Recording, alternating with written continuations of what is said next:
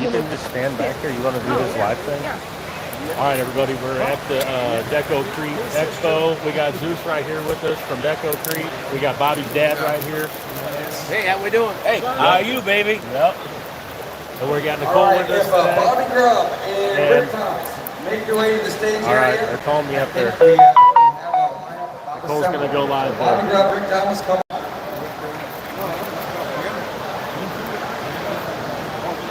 Bobby will be here in just a second.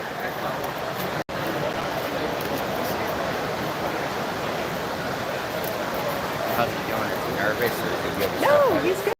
Yeah.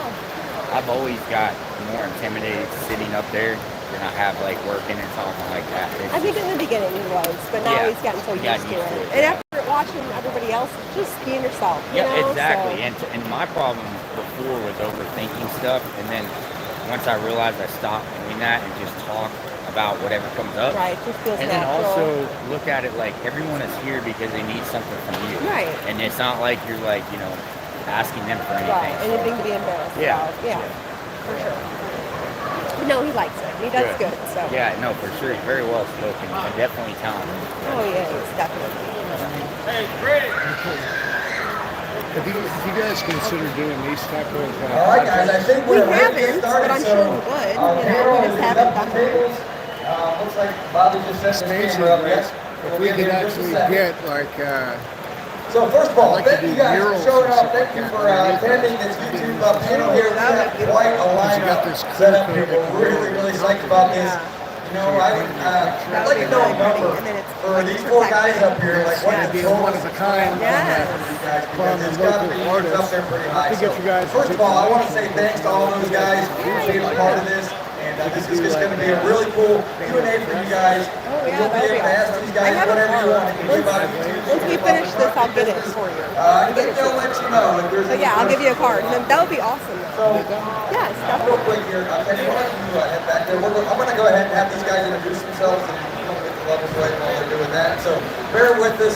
You know, everybody's got a little bit different volume of voice. So as these guys are introducing, we're going to make sure everybody can hear and the sound as good as we can. So I'll tell you what, we're going to go ahead and we'll start all the way on this side of the table, Ryan, and just let's just get your name, and the name of your channel, and kind of why you started your YouTube channel. So go ahead, take us away. Kenny, I think we need to...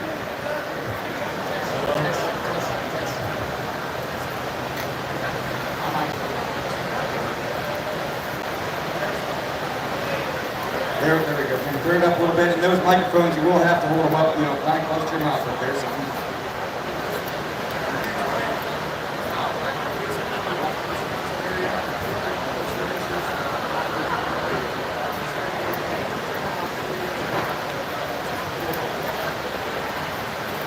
all right, give us just a second here. I think after the 10 minutes late, we have to... Return. Oh, there we go.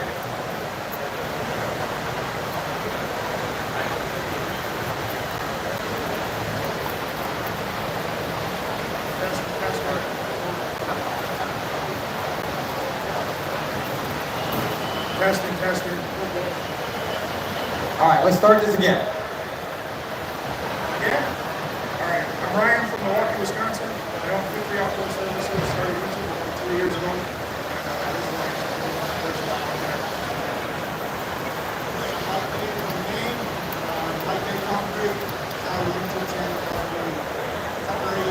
Mostly just concrete block. St. Louis, Missouri. I started my YouTube about exactly a year ago, and I basically these guys right here. So that's what really happy to be here. My name is Bobby Grubb. I started my channel 3 years ago yesterday. And it's been fun. And I started that.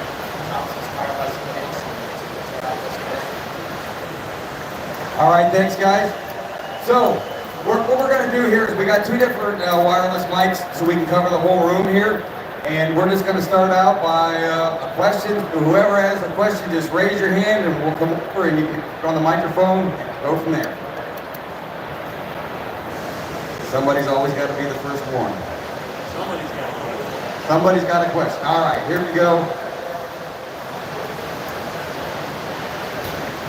When can we get Rick and Ryan to stand the patio together? Well, I guess whenever Ryan makes a trip to St. Louis. It's actually a little harder than it sounds. Yeah. You know, because we both have to do this. Collaborations aren't really all that easy. And honestly, collaborations aren't necessarily real beneficial when you're in the same genre because the people that know him know me, vice versa. So collaborations are actually more harmful alongside of our genre. Getting to somebody else's world, new experience, new audience, and people interested in it. Makes sense. But I would love to. Rick's a good guy. He's great. Yeah, we'd love to get together. Any of these guys, we love. We can always use some extra help. It sure sounds like a lot of fun right now, so. Collaborations are a lot of fun. All right, next question. Hey, what's going on, Zeus? You know, the collaboration, you put that together on a video form and collaborate two projects into one and make it look real. Just saying, both of you guys are professionals in music. Might be able to make something better. Just see what happens.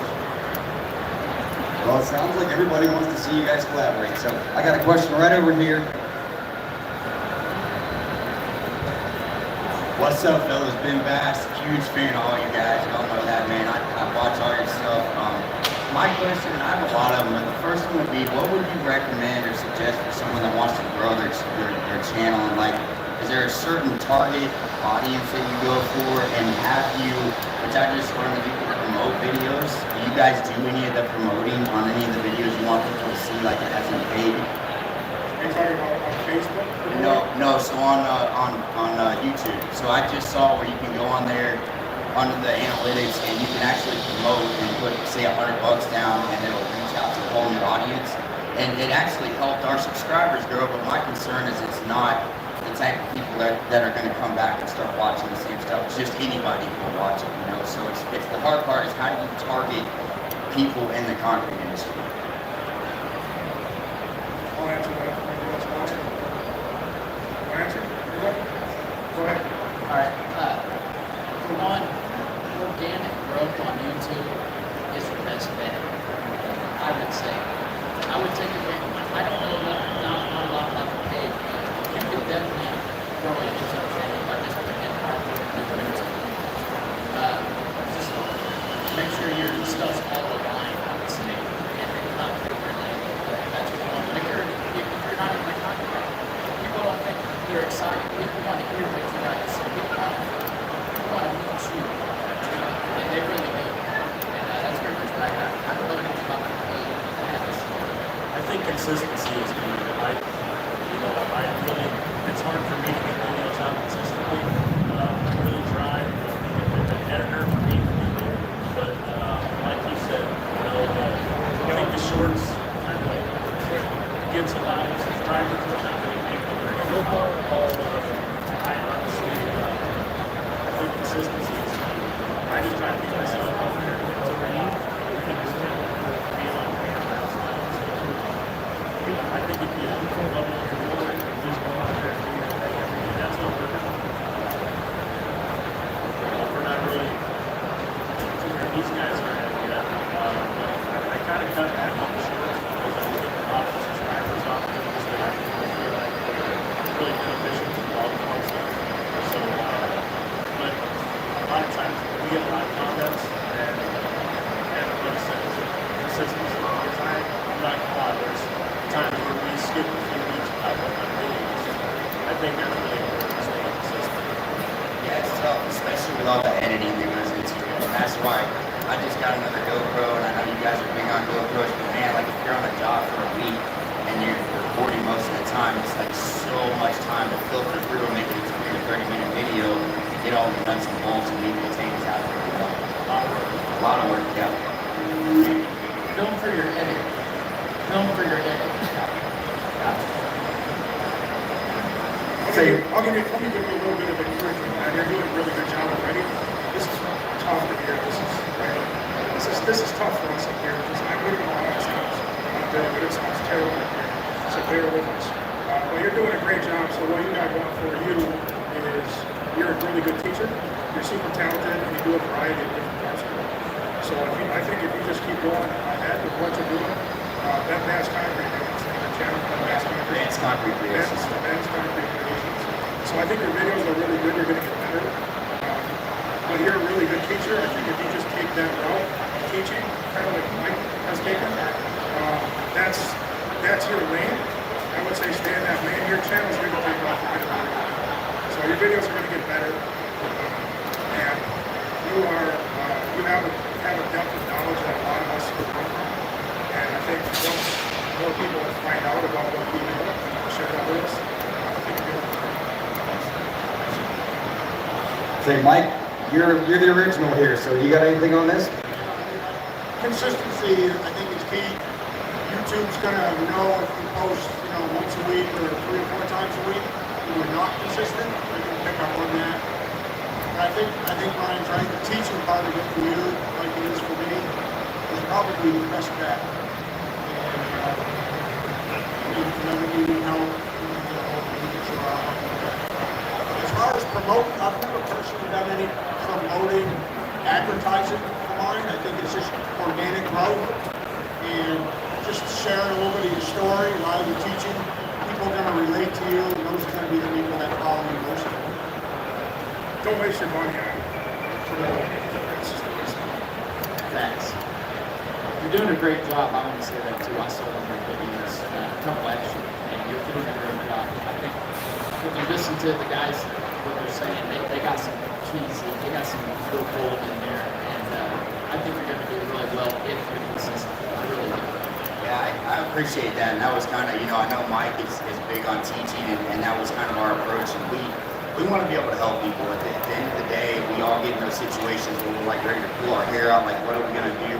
And I don't want our channel to be just a big highlight reel. I want people to see the reality of how decorative concrete things go wrong and what we did to fix it. And I want to be able to help people. If we can keep people freaking out, what are we going to do? And they can see that on video, now they know. And so that's been kind of our approach. And I know, like all you guys said, being consistent is the main thing. So thank y'all. We appreciate it. Yeah, no, and I love seeing the different aspects of the concrete channels because, and you guys are right, the how-to stuff there's less of that out there, so there is room for that. All right, who's next?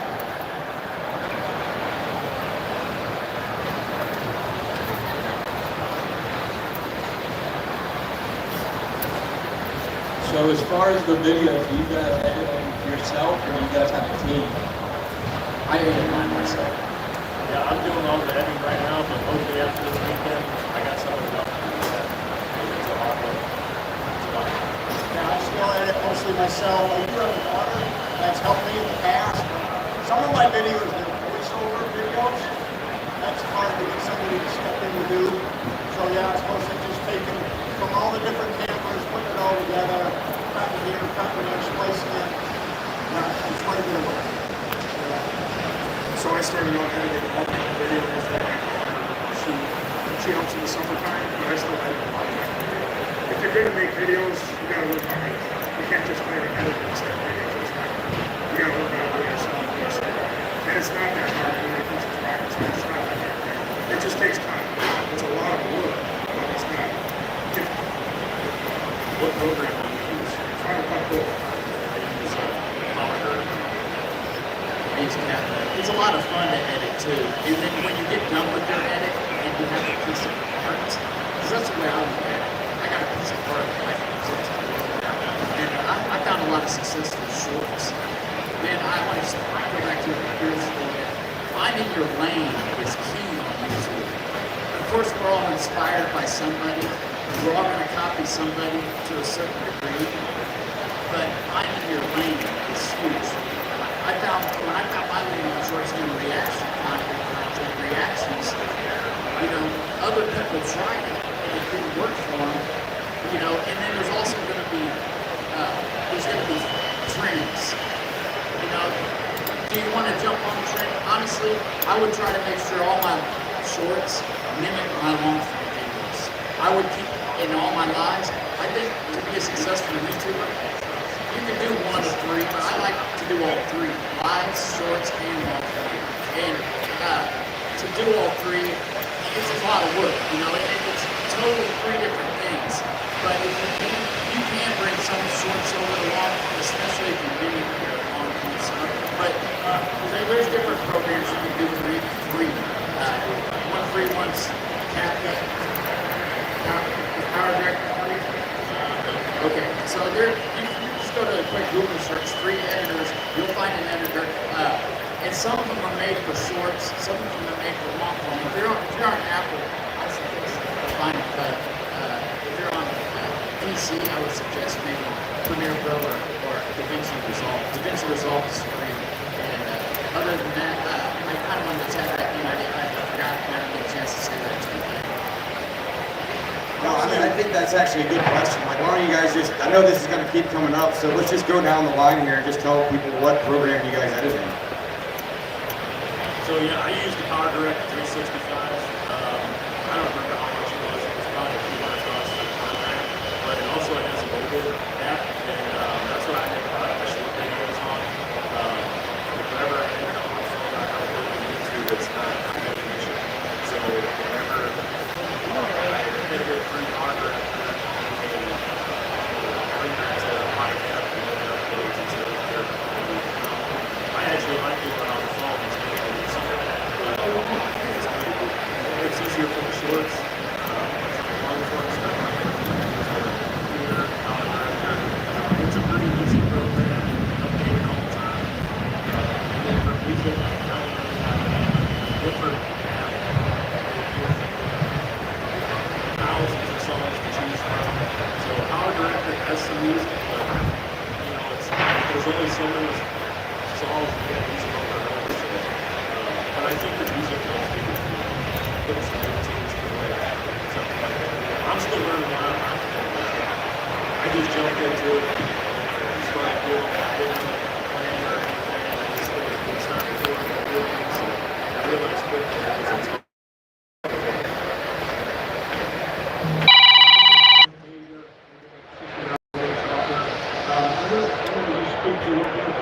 real quick.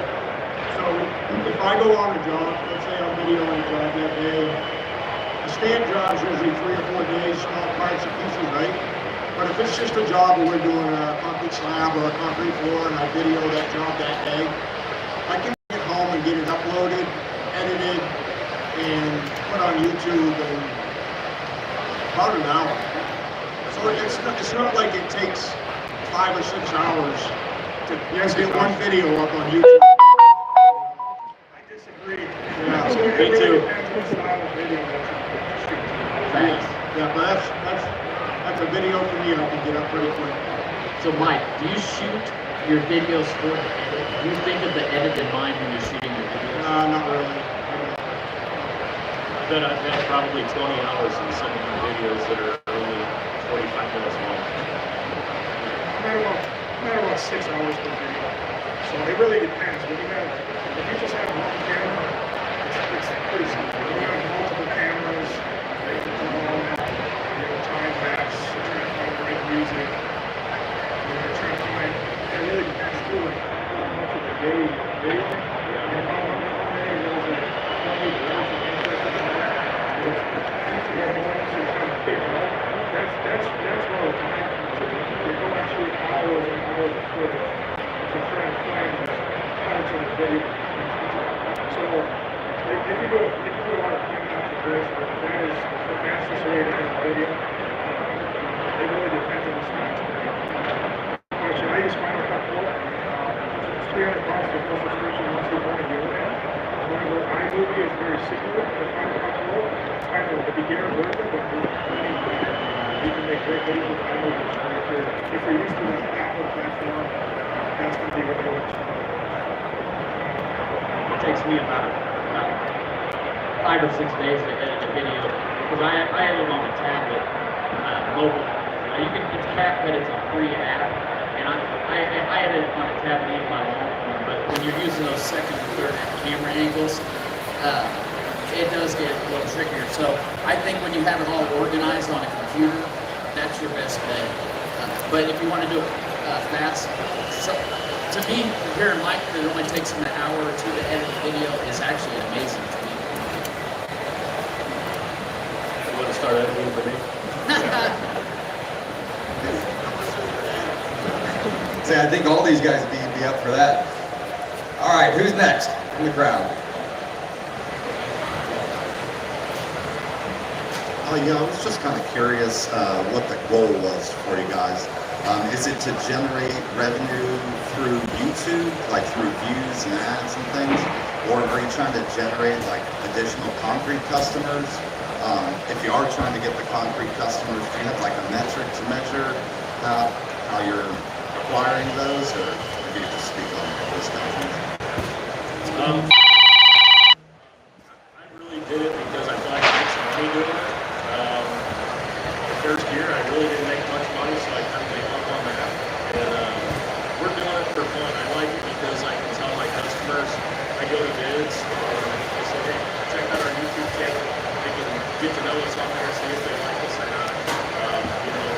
You know, we take a little different approach. Obviously, you know, we're pretty vulgar on our channel. You know, we don't edit a whole lot of stuff out. So we're just ourselves, and I really, we're doing it for fun. I enjoy doing it. The guys like it. You know, we got to meet people.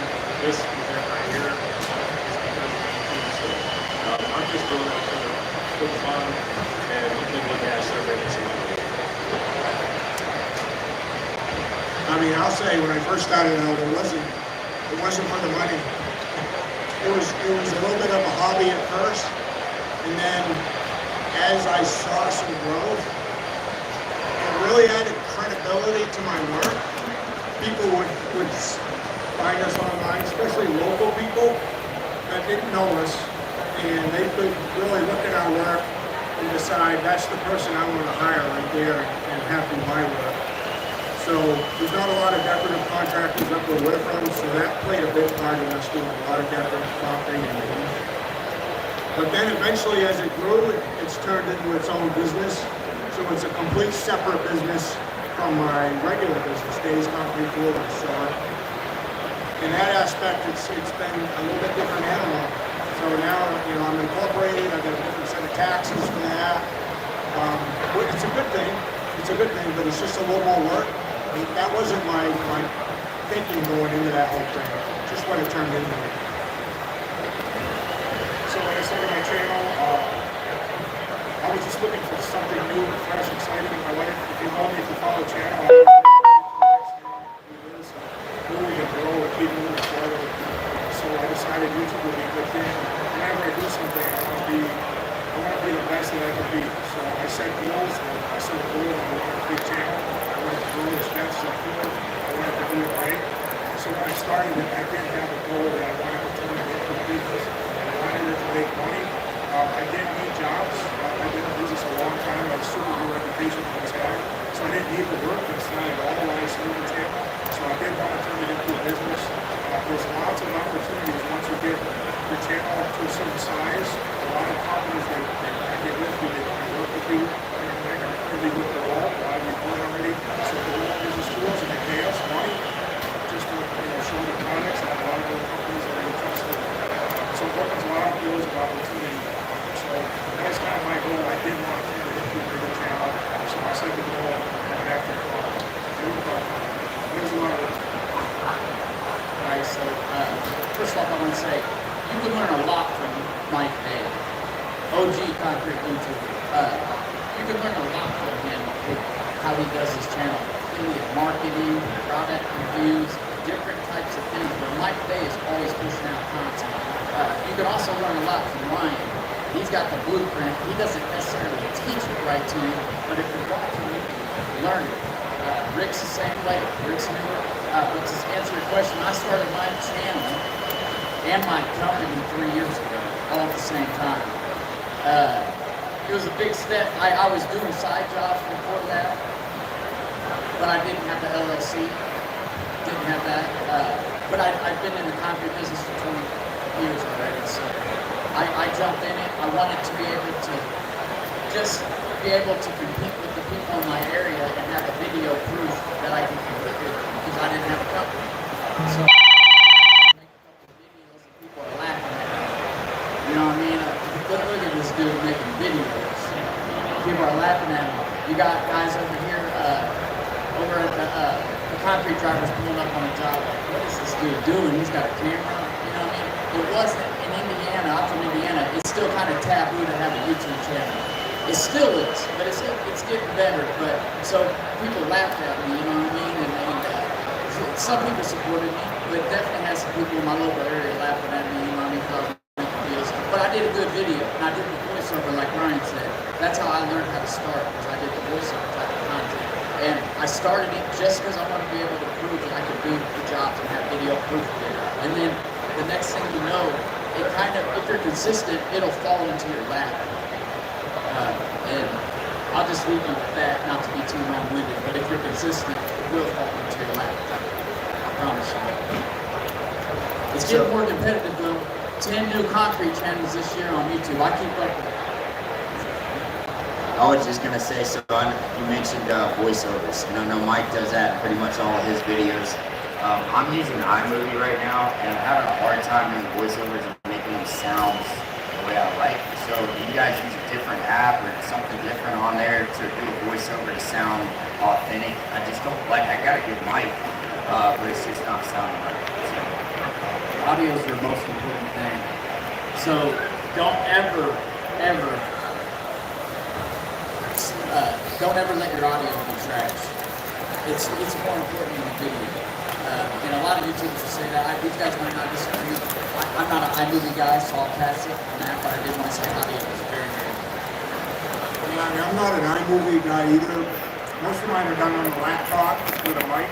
But I think you can get a Bluetooth microphone, can you? And put it right here if you're doing voiceovers on your phone. Yeah, I actually have one. I haven't tried that. I just have what I thought was it's just like a Yeti mic, you know, and I thought these are good, so I tried that, and I just not happy with how it sounds. And I have some experience with Mason. I used to make songs years ago, and I'm just having a hard time. I don't know if I should be doing that on a separate, separate app or separate program, and then transferring that over to iMovie. And I'm just not happy with the voiceover sound on iMovie, so I don't know if you guys have any recommendations on that. I don't use iMovie. Yours is right there, and that's the nice thing about the GoPro. So we just started the same thing instead of recording all the time, because I try to turn it on and record what I think the nuts and bolts are going to be, so I don't have to spend so much time editing. But anyways, my question was about the voiceover thing, and I'm just trying to figure that out. Yeah, how long did it take you guys to get used to wearing that GoPro on your head? Like, is that weird for a while, or are you used to it now? Do you still feel it? It's not weird. It wasn't weird wearing it. It was just weird listening to my voice at first. I'll say this. Wearing a GoPro on your head is almost like you don't even have a camera on. Now, if you're vlogging like this and recording something, they're going to feel weird. But if you have a GoPro on your head, like Ryan said in his early videos, a lot of people think it's just a flashlight. You get the nuts and bolts thing that you're doing, but when you're actually recording the whole time, you get the gems. So there's a difference that I would, if I was beginner, I would try to do what you're doing. You're doing great. You're gonna crush me. I just told Rick, I tapped him on the show, I said he's gonna crush it. So just keep on doing what you're doing. That's the entertainment part, that's the thing. It's like, all the jokes and all the things that go wrong and tempers and the funny stuff, and just, that's what's so good about, y'all's channels is you catch all that, and I'm trying to get a different thing, but it's nice for entertainment. Some people just get bored of just like learning how to do something else. So I always wear this camera on my head all day long and record the entire day. But for all my, whenever I plan on talking or talking about something, I have a separate camera. So I'm getting my full day when I'm going on here. Another camera for those videos, and I also use a different camera for the time lapse. So that's the longest part of it, is going through this camera and getting all the good stuff out, because I know that there's a lot of funny stuff in the way. They must be running that impact back there on the softball project. All right, who's next from the crowd?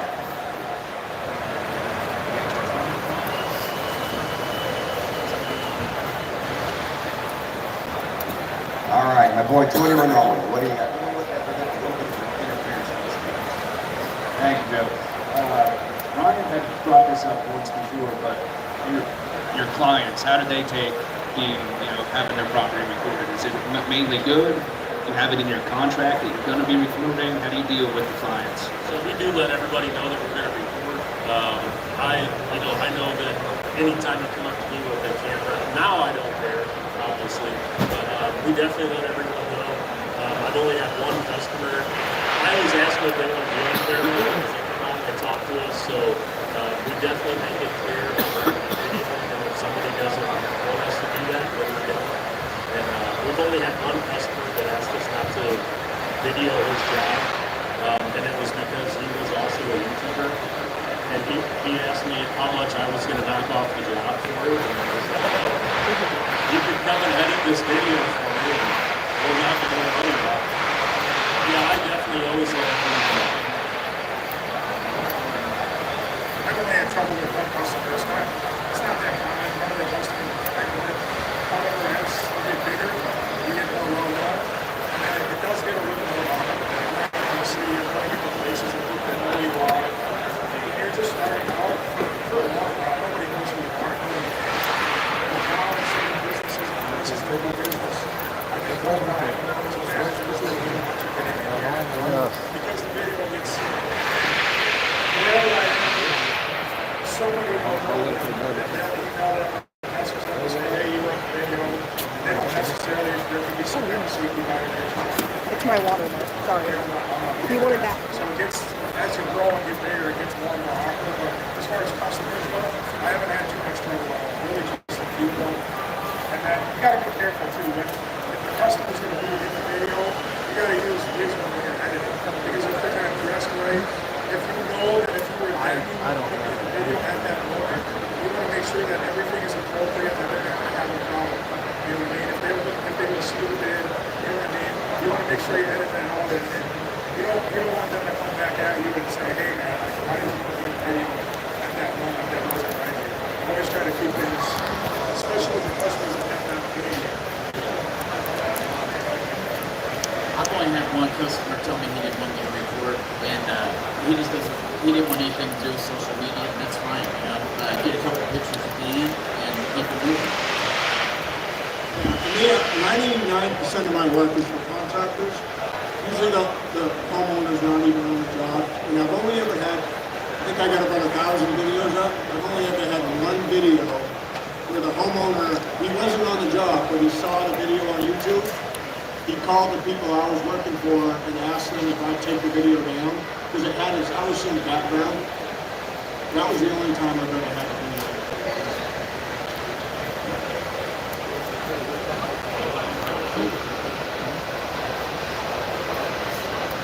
So you guys, when you're on the job, do you have the people sign a consent prior to?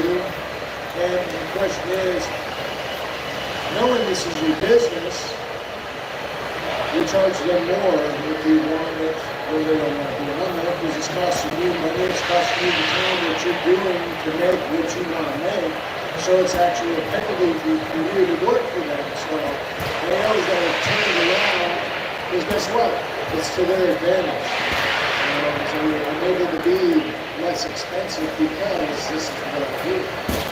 In our terms and conditions, when you sign our contracts, you are agreeing to let us video your property, but most people don't read the terms and conditions.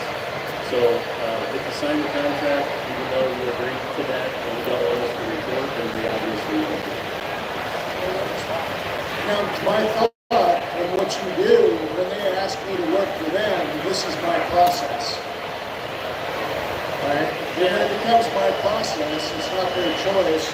Now, of course, I don't want to put no freedom on someone else, but they have to pay more because they're taking away my process. It costs you money and time. Because if they're taking you away from the time of your desire, then it's costing you. So, my thing is, there should be nothing that deters me from my free choice to do what I love most. And every one of you guys are such great inspiration of walking that path of what you love the most and trying to benefit more people. Right? Me, anybody that stands in the way of it, guess what? It's really not worth the time of day to consider anymore because why? It's okay, they can do whatever they want to do, they're going to do what I want to do. So that's just my point. So you shouldn't have to stop something if they do resist it and say, okay, it costs you $1,000 more. In my time, anyway, I'll say something real quick before these guys do. I think when you get to the level where these guys are, you can cherry pick your jobs if you want that job. If you don't want it. But yeah, you're right. It definitely becomes a process. That's kind of where I'm trying to get to, is to have a process and be more consistent like these guys. They are very, very inspiring. Every one of these guys are. So I would say, as far as legal stuff goes, customers, potential clients, just the whole angle to it, it's actually more important than you would have your employees. So it's a I don't have so much on employees are probably going to think about it. So I think really size of that because when you start putting in employees, they're always depends on something later. You can have issues, obviously, with employees.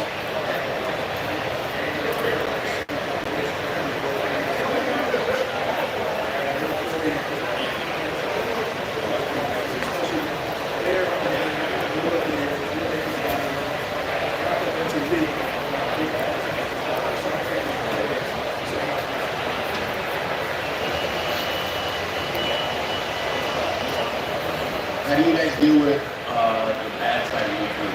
All the haters and trolls, and Eric's having some issues and stuff like that.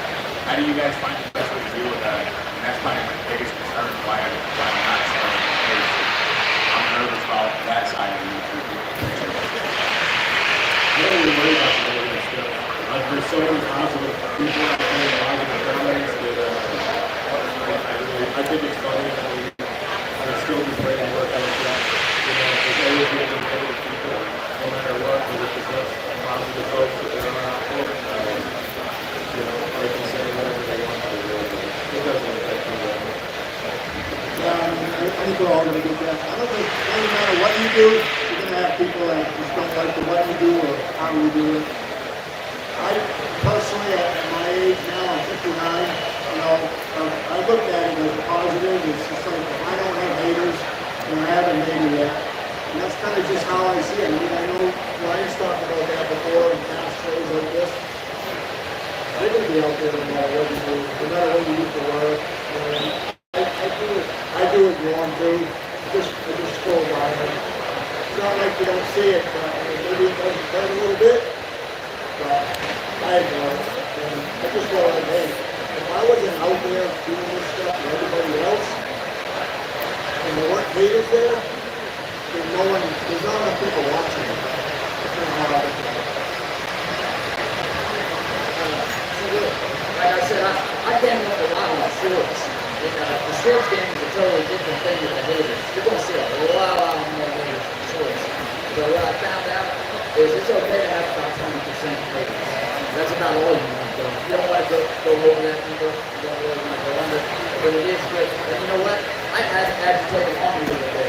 I may say something in the video that is totally wrong. Just as a story, as a comedic way.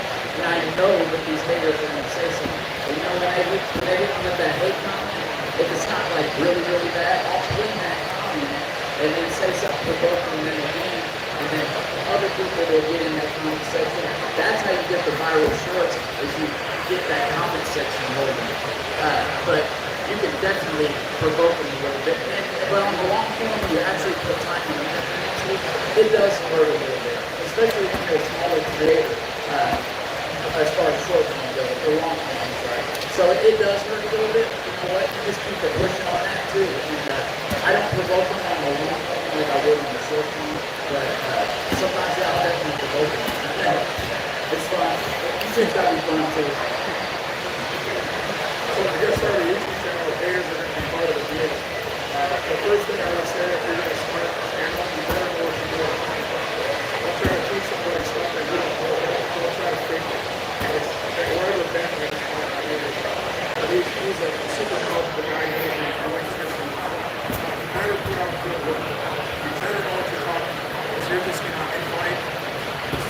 your first audience, if you're in concrete, most of us here are, your first audience is going to be the hardcore concrete guys. And you have to get the respect of those guys first. Once you get the respect of those guys, you can grow an audience beyond just concrete guys. Well, you better do nice work, and you got to remember too that it's not a game. Internet's not necessarily a game. We are representing the concrete industry. We're out there publicly, and we're representing all of you. So I have fun, we joke around, and we goof around on the channel, that's all good. But we always do nice work. We always take really good care of our customers.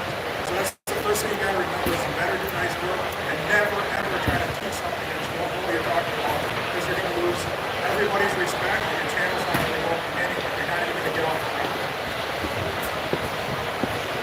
That's great. I love that, Bobby. Provoking. Hey, I want to speak on, thank you. I want to speak on what Ryan just said. You better, if you start a YouTube channel, you better know what you're doing. You better have some sort of a game plan, but definitely don't put out bad work. We represent the concrete industry, and no matter what, we try hard.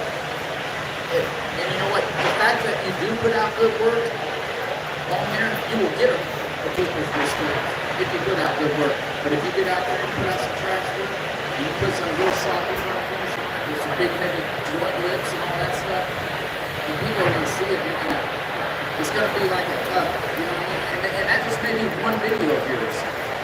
So try to always put out good work. There was a time where I got upset on the job site. I didn't end up putting that out because I was ashamed. And you know what? It's almost like back in high school when we were on the basketball team, when we were running our GoPro footage back, you almost get a tape, you get to see what you were doing. You're like, dang, I can learn from that. Okay, next time I'm not going to do that. I'm not going to act like that. I'm going to learn from my mistake. And it's almost like watching the tape back. It is like watching the tape back. It's pretty cool. I love it. All right, somebody was next over here. Kenny, you go, and then I got that.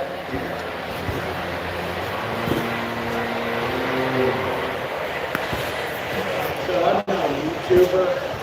One of the things I know is when you were working for someone else and then you decided, hey, I'm going to go out on my own.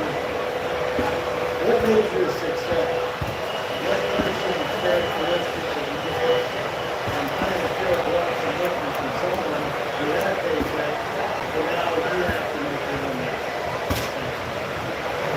So for me, I started Rick Thomas Concrete in 2016, and I worked for a couple of companies since I was about 18. I did a lot of different stuff, foundations, fretwork, full-backs, painting walls, a lot of hardscape, so I did a lot of stuff from the time I was a kid. But when we started Rick Thomas Concrete, it was stuff. I started out working for somebody, truck and a dump trailer. I would go and do side jobs every night, every weekend. And then my wife, had a full-time job. Once I finally said no, I was going to go ahead and go on my own. I had a lot of work for about a year. I was doing everything. Sitting in contracts. All the work. It was definitely tough. My wife helped me out. I guess about 6 or 7 years ago, she stepped in and she basically it was a lot of work. I grew up, my family owns, my family comes from a race car business, building race cars. I grew up in a business. I always wanted my own business. I didn't really necessarily have a plan, but everything worked out pretty well.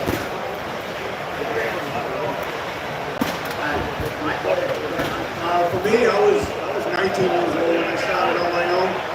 I worked for a commercial guy for about 4 years. I started when I was 15. How did I make it when I decided to go out on my own? First of all, the decision to go on my own, it was hard. But one thing that was easy about it was I didn't have any responsibilities back then, so being really young was actually a good thing for me. But how did I make it? This was in the 80s. There was no social media, there was no cell phones, there was none of that stuff. It was just complete hustle, never give up attitude. I wasn't busy every day. Some weeks I might have only poured concrete twice that week. But eventually the customer base, decided building a customer base. Contractors started to know me, did really good work. People started recommending me, and it just eventually grew and grew and grew. So, I mean, it wasn't easy, probably like it isn't for most people. But I just had the attitude that I was going to make this work no matter what. And I just never gave up on it.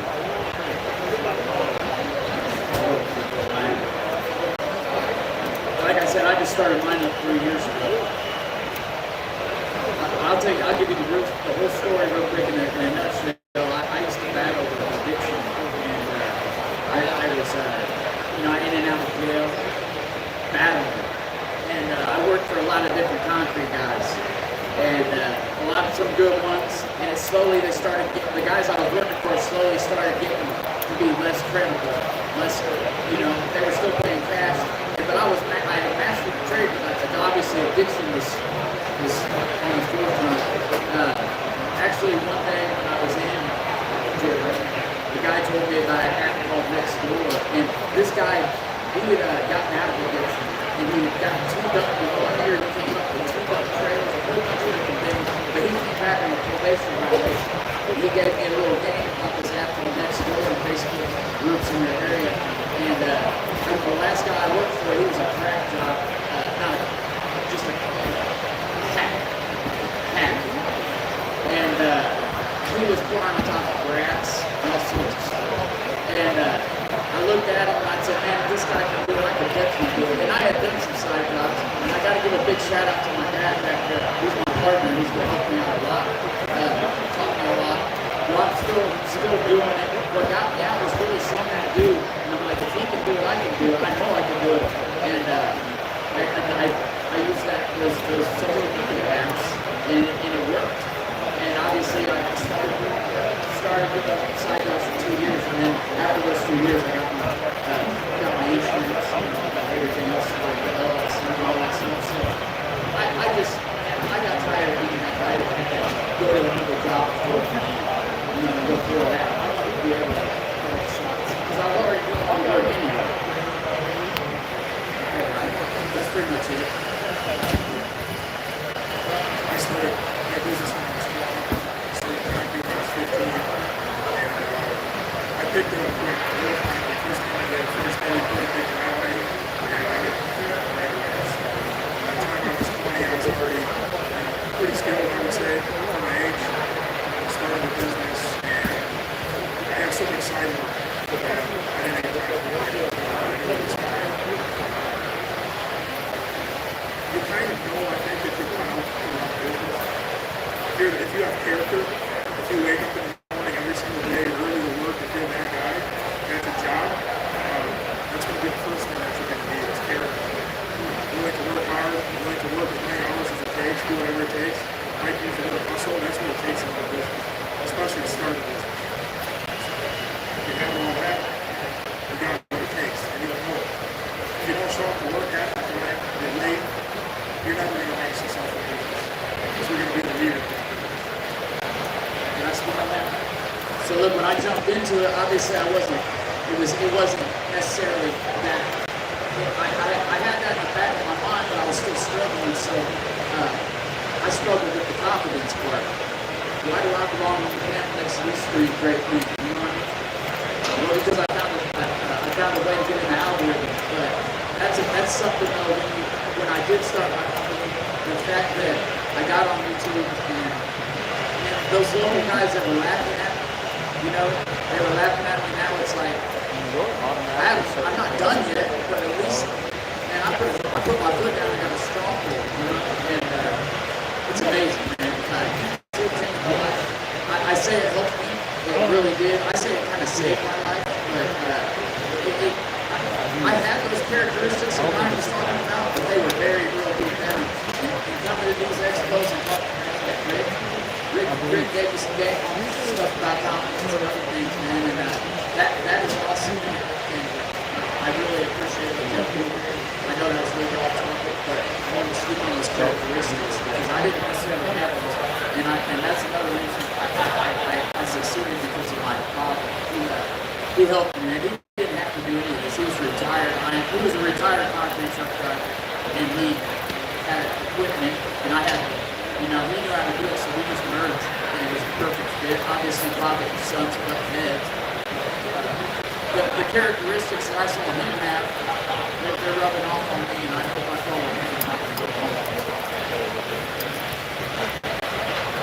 Thanks, Bobby. All right, who's next?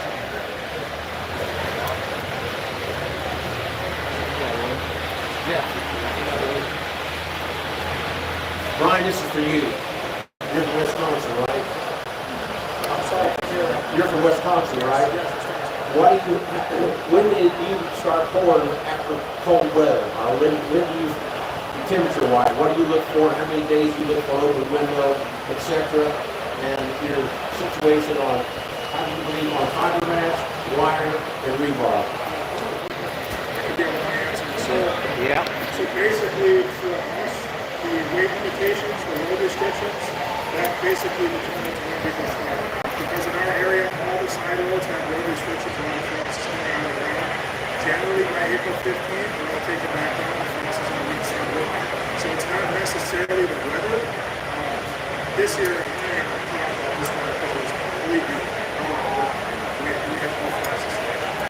So that is generally when you start, is when you're able to as far as fiber mesh goes, fiber mesh was never designed to replace steel wire reinforcement. Fiber mesh is just a secondary reinforcement. It gives the concrete tensile strength during the curing process. After the concrete's cured, fiber mesh does very little to concrete. So keep that in mind, but it does give it a little strength to help prevent shrinkage cracking. Wire mesh, steel rebar, it really depends. I've been using primarily steel wire mesh on my driveways, 5 inches thick. You get a good solid base, 5 inches of concrete, steel wire mesh. I've been in business for a very long time. Never ripped out a single square foot of concrete that's 7 inch structure. So you do what it takes. Obviously you can step up from wire mesh to rebar. If you're doing stoops, footings, stamped concrete, we'll do wire mesh and rebar and concrete. So it really depends what we're doing. But for standard driveways in my area, 5 inches, steel wire mesh and fiber mesh, a lot of success with that. But fiber mesh was never designed to replace steel wire. I hear potential clients, well, this guy did it for fiber mesh and he said it's just as good as steel. Well, that's not the case. It's not true. Fiber mesh, if you want to put it in, go ahead, but don't make any promises. Yeah, I mean, any of you guys up there, I mean, especially Mike, I mean, you're in a completely even different, level of cold weather than we are here, and you guys from all different parts, so let's go ahead and give your thoughts on that. What Ryan said is really spot on. Same with us, we get a pretty good frost. This year, we didn't have much of the winter. For us, we use rebar on everything, standard. Our driveways are 4 inches thick. We do offer 5 inch thick driveways, but the base is extremely important. We want to pack the base. We normally don't put in anything less than 3 or 4 inches of compacted limestone. It's minus, I feel like minus kind of holds a little moisture underneath the slab. So I think the base is really the most important part. We have a good solid base. If you tear a driveway out and it's muddy, what we'll do is we'll dig out a lot of that mud and then we'll keep plowing on all of our trucks. So we'll put a line down on the job. Just in a few hours, really working it, rise it up. If it's too muddy, we'll let it sit and come back and it's ready to put it out there. I rarely use fiber. We burn every on the red side. With that fiber in there, we'll burn all of the surface. I agree with Ryan. I don't think there's any reason to maybe a little something for the surface. It may help with some pocket, but I really don't use it. I used to use wire mesh. I used the rollers. We didn't use the sheets. It was a pain, so we switched over to using rebar. Now the 4-inch slabs, I have to comment on it all the time. I go through chairs, plug in everything, and I also use 3-inch rebar on the 4-inch pad because I feel like that is you can kind of create a crack if you don't have the rebar in the right spot. If it's not snug enough, it's too close to the top. So I use rebar every day, I don't, like I said.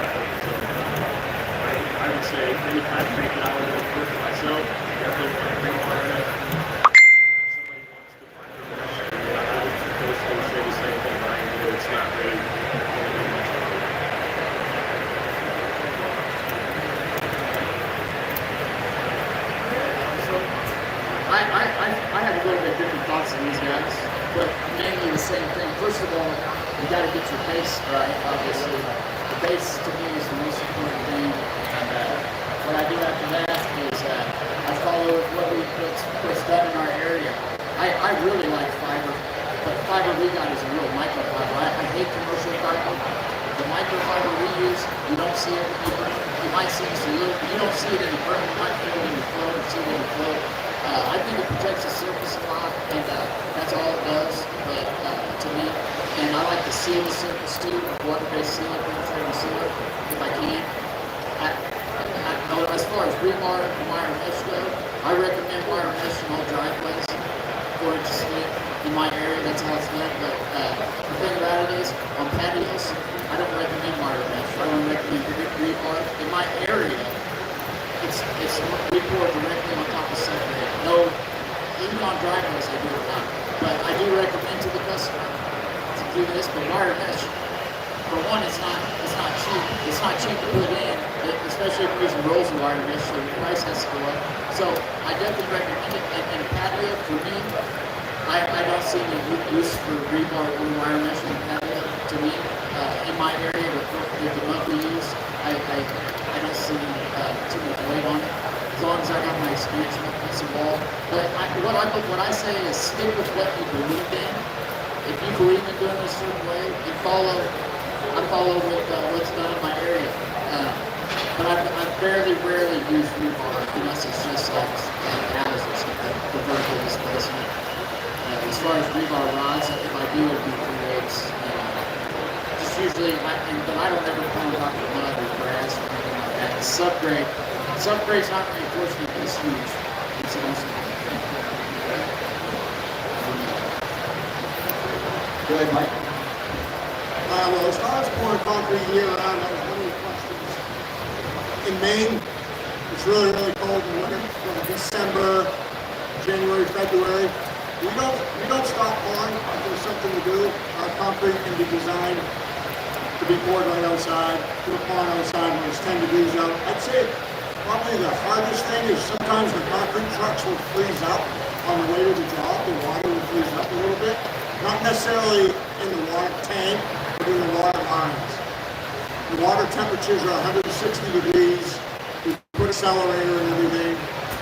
So we can pour right outside all year round as long as the daytime temps usually get up around 30. The concrete will cure. We can get a finish on it. We got to cover it with blankets, and leave them on for at least a week usually. And again, most of my jobs, they're engineered, they're spec by an engineer or an architect. So they're all telling us what to do on these things. And I'm a sub, I just show up and do what they tell me to do. So get into the fiber mesh stuff and the rebar. On the interior floors we do inside basements, those are usually all engineered spec in our area just for fiber mesh. As long as we saw our joints correctly, 8-foot squares, 10-foot squares, we don't have any problem with just using fiber mesh. Exterior stuff, it's all wire, rebar, slabs are all wire and rebar, stuff like that. But we use the microfiber, like Bobby, in everything. So whether it's spec for it or not, we put it in everything. And we don't see it when we stamp, we don't see it when we broom. So that's usually not an issue for me. So I hope that answers your question. You can pour all year round if you have to, but I know a lot of these concrete companies, probably in different states, they might not even have boilers to heat the water for the concrete truck, so that might limit you a little bit. I don't know about you guys, but I think it's so interesting just to hear how different concrete contractors do stuff differently around the country. And it's just, to me, it's intriguing. I can't wait to hear what Brian has to say. With those driveways. And you know what? I see you on stamp. You put both of them. So look, like I said, I don't see any in my area, but like on stamp, if you're going to put that much money into something, you might as well go ahead and reinforce it.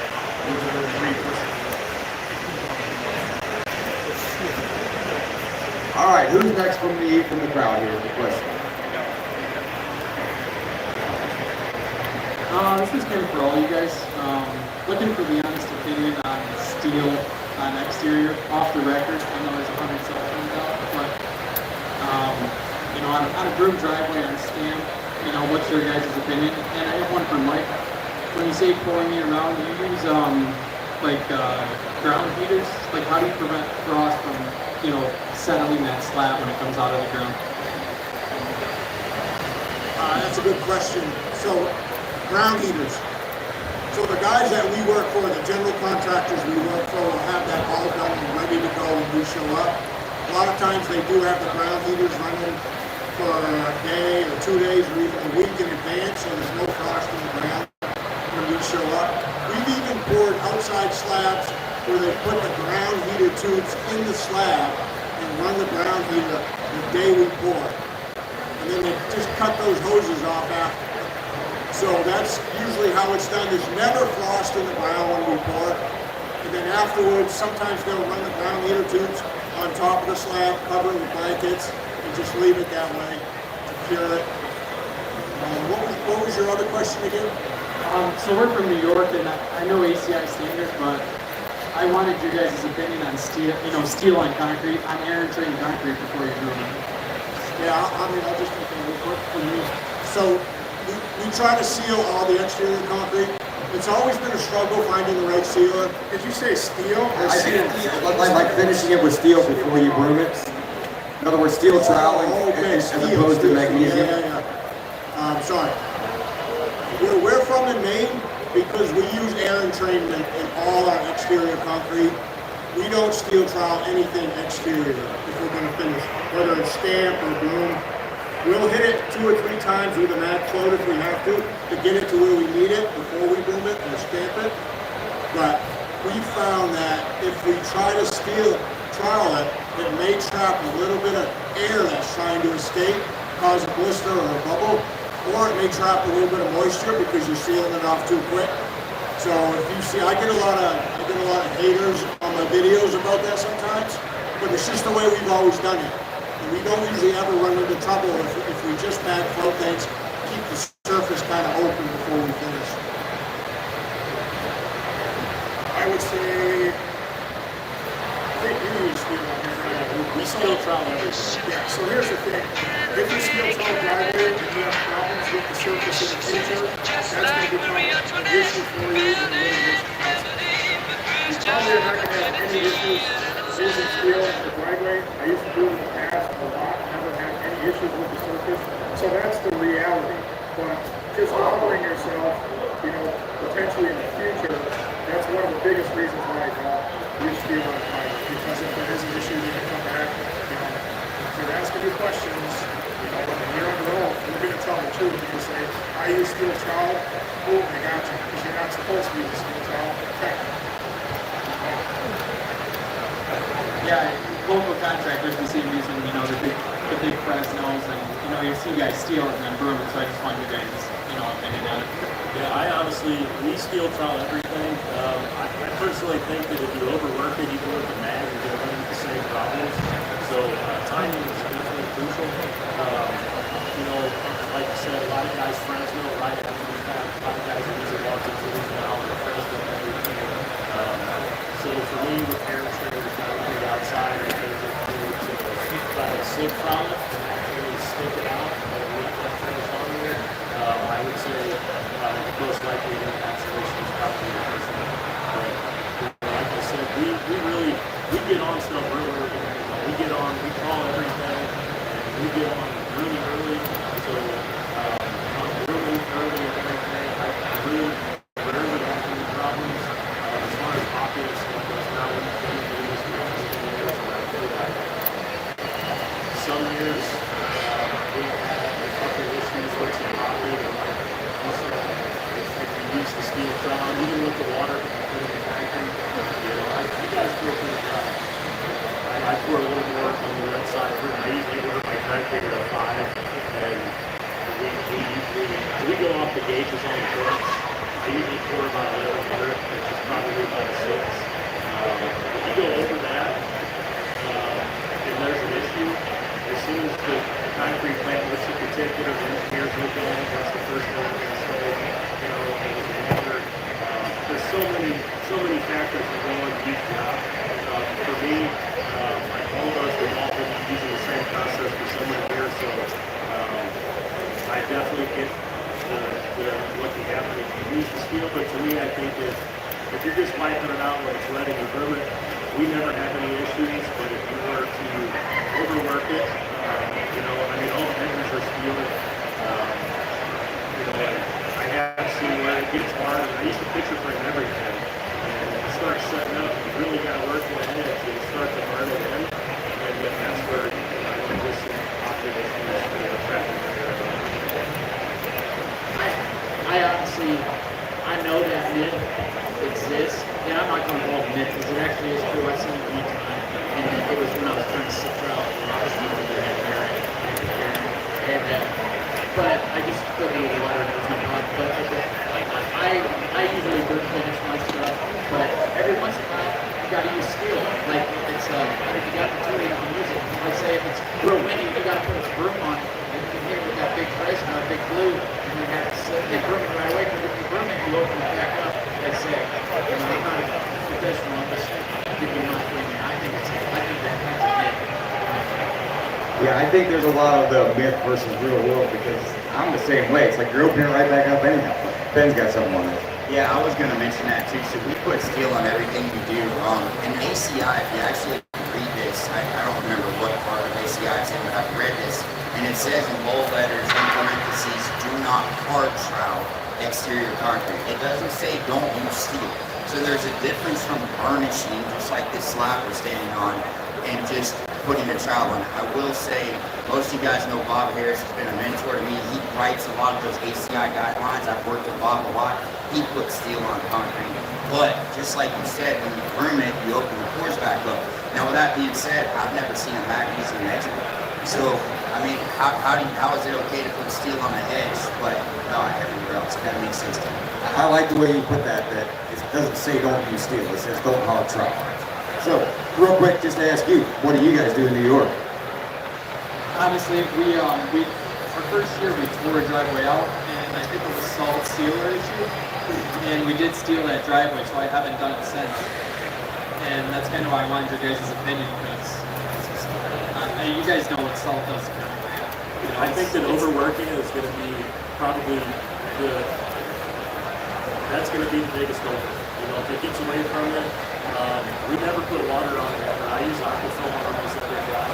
That helps tremendously. But even if you're using a bag, I don't even use magnesium floats. I only use fiber floats. And they really rough it up. So, but I feel like no matter what you're doing, if the concrete starts to get away from it, you have to scrub it and you're working to get a green in there. Whether it's steel or magnesium, deposit, whatever it is, if you overwork that surface and you're working that seal on it out, that's where it's in a freezing off. I mean, that's a great point too. You never see the end of the driveway where you dig into the edge. It's not like that just pops there and it's not what I mean? So that's a good point.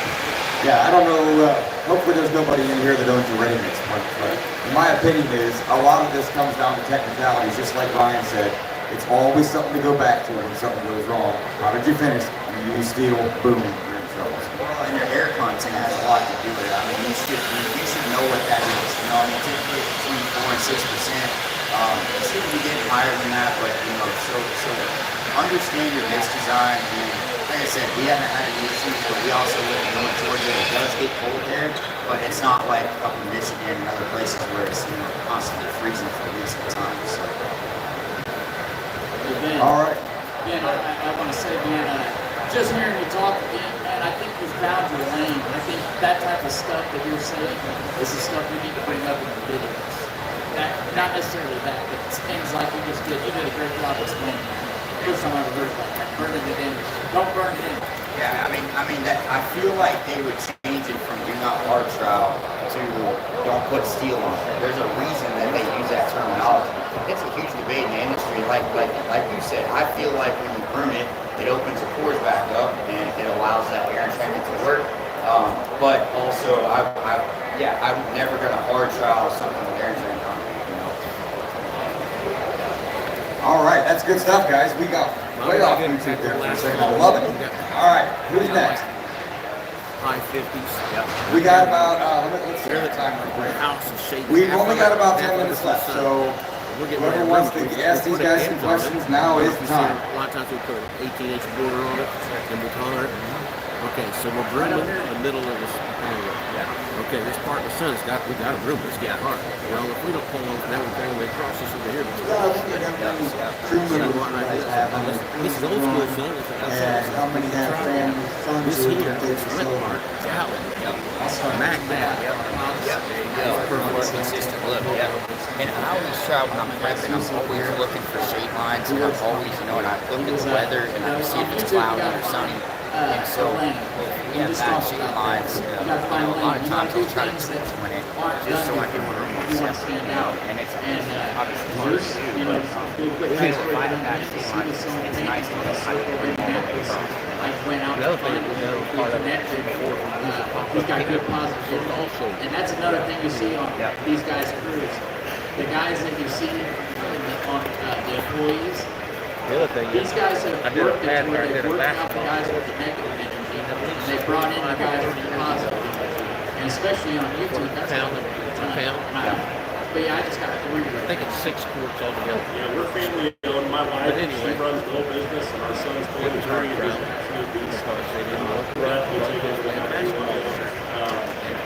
There's not a crack in today. There's nothing popping out. It's just guys that all been with us for years, treated my family, they're late, they got this today, we all hang out with each other. We've really made it a family thing, so we really have fun with it. My son is definitely a huge asset to Rick Carr's country. I'm pretty sure he'll take a lot of time with us. Yeah, for me, it's 3 of us is the main group. So it's me and 2 guys. I pay them really good. I pay them a lot of money. I give them bonuses. They could really be out on their own, both of them. But they're like family. They're like my little brothers, really. And we've known each other since we were middle schoolers, all 3 of us. I do have a son. He's 13. I don't know if he'll get in the business or not. We do pick up guys in the summer, so we'll pick up 2 or 3 people in the summer. I have had up to 7 regulars before. That was a lot. That was a lot of running for me, especially where a lot of our jobs are just 1 job a day, and we're done. I like the 3 to 4 size crew. I think just makes things a little bit easier, a little bit more personal. I don't know. How many guys you got?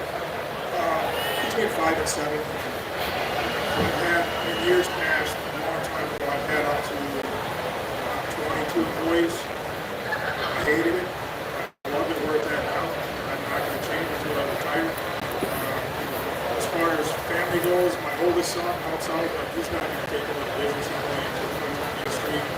The CEO of our company, Daniel, he's probably going to take over something. He's only 8 years old right now, so he's not really one of me. He's probably going to be the one.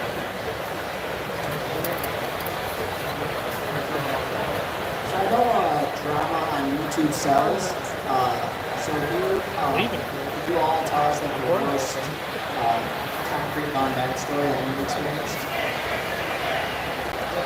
Well, for me, I have one video that went pretty viral. We were working at a house and the neighbor come outside and he was just in a bad mood. He was cussing at the guys, he was cussing at me. Ricky? I'm not behind the camera. Oh, I was raised in a pretty hardcore environment, so I don't really, say, oh, I'm sorry, so I lost my temper back at the guy, but man, he just came out, screaming, yelling, and cussing. So that video is out there, and it's got a lot of views on it. I had a short actually with that same video with the same guy. It was getting like 20 million views, and there were people. Inspector guy? Yeah. He was just in a bad mood. He ended up being cool, though. We talked, and, but you're right. The drama definitely does suck. I don't necessarily want to, go stuff like that. I didn't hear the question.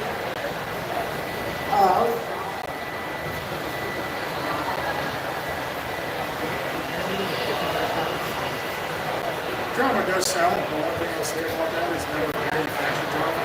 That's a concrete. We could manufacture drama, probably get views, but you'd be a fake. In concrete, the concrete industry is a contractor. We don't need to manufacture anything. There's already lots of drama. So this capture is once. Trailer guy. I don't even know. He just does a lot. We got a school bus driver. We got a bus. Yeah, we got a school bus driver too. He almost ran into me. I was in the hot and he almost ran into me. And he had full of kids on the bus. And this is actually a good story. He slams on the brakes, backs up. And I had my camera on, but I wasn't recording. So I get out and I walk up to the window and he's just screaming, cussing, telling me he's a superintendent. I was doing everything wrong. And my son actually got really upset because this guy was getting mad. And everybody went up. I had the camera on my head and I said, sir, you realize that I'm videoing you right now? Slammed his window and he peeled out of the bus. So about 3 or 4 days later, my wife gets a call from my bus driver. She said, man, you guys did a really good job. You know, that job turned out awesome. And I want to apologize. And I was wondering if you could come over and give my daughter a bid on her candy. How expensive was that one? I don't think we ever let them bid it. I did. No, she did go, but I don't think we did. I'll say I got like 260 million views or something like that, so I've definitely had a lot of drama in the comment section on my shorts. But with the long form, the most drama I think I've ever had was basically when the concrete buggy got spilled and I lost my cool, and that was where that learning experience. I never posted the video because I didn't want to ever act like that again. But as far as shorts, like Brian said, you got to be authentic even on shorts. I was capping a little bit and kind of just playing a story. Come to find out, I don't speak Spanish. I was just making up the story. Come to find out, this driveway got torn out for a whole other reason while it's being poured, and all the people that speak Hispanic, they were upset, you know. And I was just making a story up, so I didn't mean to hurt anybody's feelings, but I lost a lot of support through that. So what Ryan is saying is he's giving you gold, man. You don't want to lose supporters. I actually lost about 1,000 subscribers due to that video that I said, well, they're tearing it out because they poured it for on house. No, they actually tore it out because the customer didn't want to pay for it. Well, that's the story that's going around. And, you know, I probably should take that video down, but it's hard to take a video down. It's got 20 or 50 or 40 million views or something. You know, and the way I look at it, the key is long form anyway. You want to be good at all three, but your base is going to be long form. You know, shorts to me were a blessing. They helped my channel out tremendously, and I'm grateful for them.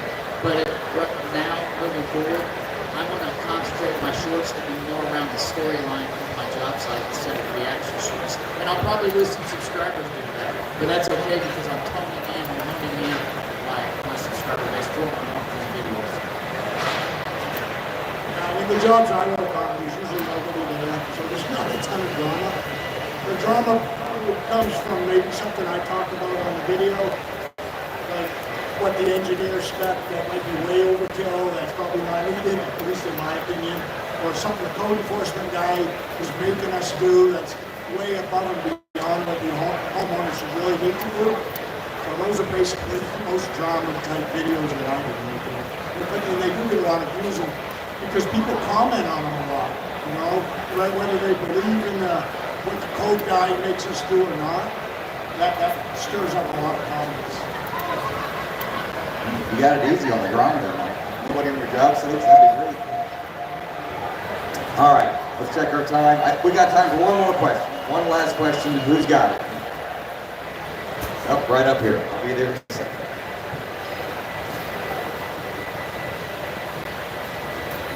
You were first inspired to start out on your own.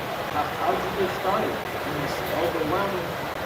And for me, from my perspective, I've lost everything. It's new money, new confusion, realization problem.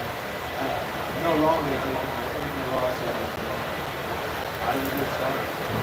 You just need to build some confidence. Be confident in your skill. You know, confidence is key, I think. So if you good at what you do, confident in your quality of work that you put out, then you know, don't let your past define you at all. Go out there,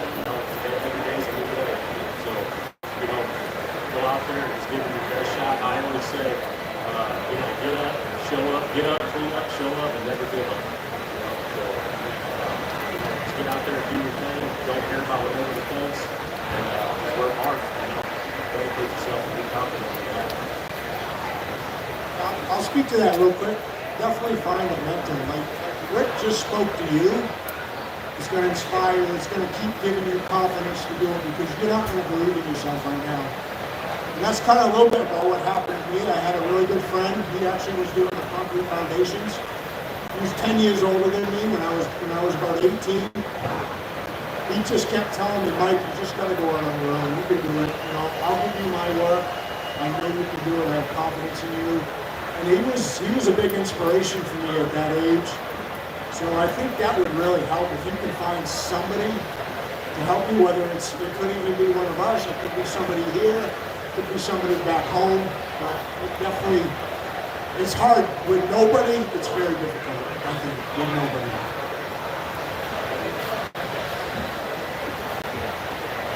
What do I think? I think you guys both gave great answers. I have nothing to add to that. I would say one small victory.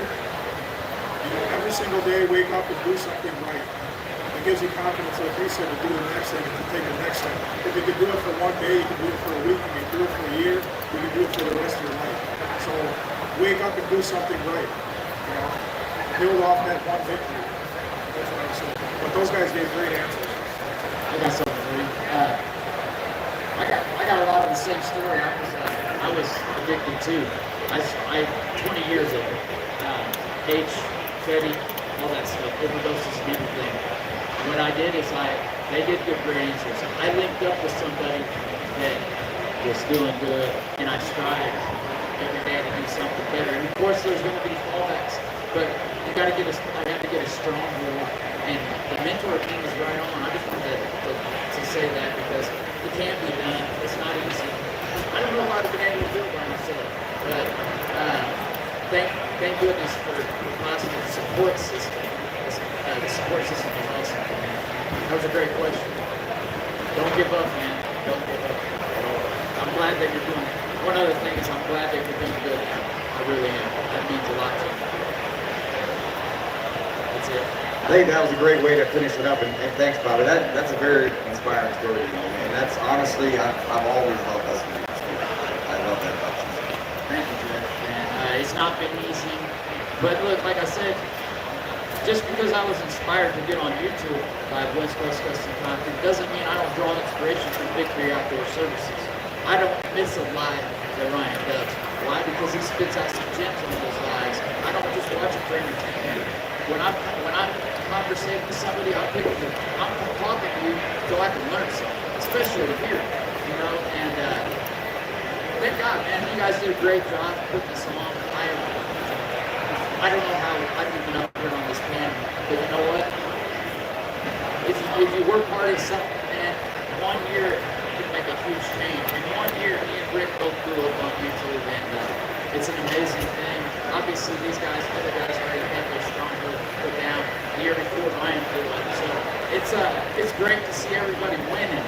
I love that. I want to see everybody win because when they win, you win. It all works out. When the concrete niche does better, it's awesome. Like I said, there's 10 new concrete channels, and I love watching all you guys. And if you have any questions, I'll let me for sure. I'll help you for sure. Well, hey, thanks again, Bobby, Rick. This is the first time of being here. First time at the expo. First time meeting these guys. It's been great. Thank you so much. And then Mike and Ryan, you guys have been here before. Thanks for coming back. Always love seeing you guys. I would love to say that it's just like this next year. Maybe we'll have somebody else, but let's give these guys a round of applause.